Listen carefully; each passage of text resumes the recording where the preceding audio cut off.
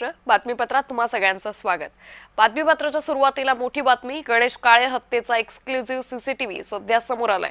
कोंढव्यातील गोळीबारात गणेश काळेची हत्या करण्यात आली। खडी मशीन चौकात 4 जणांकडून गोळीबार करण्यात आलाय। या संपूर्ण घटनेचा सीसीटीव्ही जय महाराष्ट्रच्या हाती लागलेला आहे। सीसीटीव्हीच्या मदतीने आरोपींचा शोध सध्या सुरू आहे।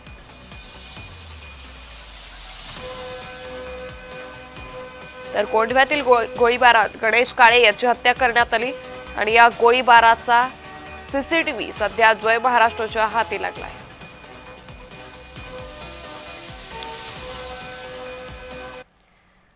पुण्याच्या कोंढवा परिसरात गोळीबाराची घटना घडली। या गोळीबारात गणेश काळे याचा मृत्यू झालाय। 4 संशयित अल्पवयीन आरोपींना पोलिसांनी ताब्यात घेतलंय।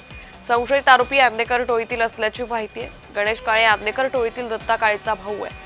गणेश काळेवर 4 गोळ्या झाडल्या, कोयत्यानंही वार करण्यात आले। कोंढव्यातील आमिर खान टोळीकडून हत्या झाल्याचा संशय। गणेश काळे हत्या प्रकरणातील संशयित आरोपींची नावं जय महाराष्ट्राच्या हाती लागली।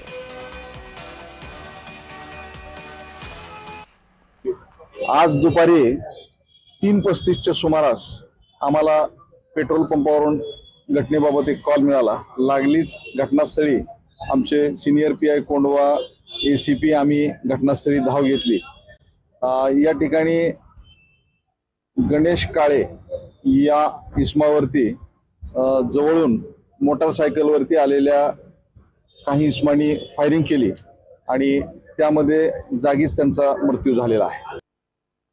पुण्यातील खडी मशीन चौकामध्ये पुन्हा एकदा जो आहे तो गोळीबार करत गँग वॉर मधून जो आहे तो एकाचा खून झालेला आहे। अगदी ज्या ठिकाणी आपण आता उभे आहोत त्या ठिकाणी हा संपूर्ण प्रकार घडलेला आहे। आपण पाहतोय की रक्ताचा थारोळा जो आहे तो या ठिकाणी पाहायला मिळतोय, कारण का सातत्याने पुणे शहरातील सुरक्षिततावरती प्रश्नचिन्ह निर्माण झालेला होता आणि आपण पाहतोय की आज दिवसाढवळ्या जो आहे तो दुपारी 3:30च्या सुमारास हा संपूर्ण प्रकार झालेला आहे।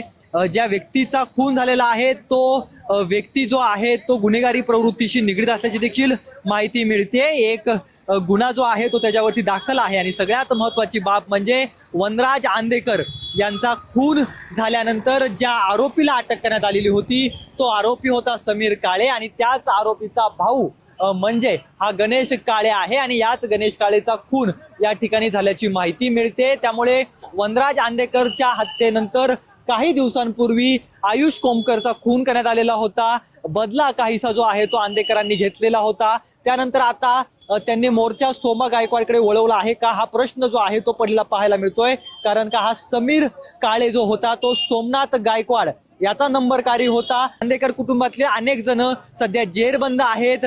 अनेक त्यांचे जे